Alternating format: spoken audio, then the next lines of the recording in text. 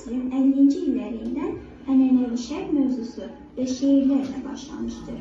İlk vaxtlar onun Xurşud imzası ilə yazdığı şeirlərin əksəriyyəti itib batıb, yalnız cüzi bir hissəsi bizə gəlib çatmışdır. Qəzəllərində məhəbbət, təbiət gözəllikləri tərənnüm olunmuşdur. 16 yaşlı olduğunun ölümündən sonra Natəvan bədbin ruhlu şeirlər yazmışdır.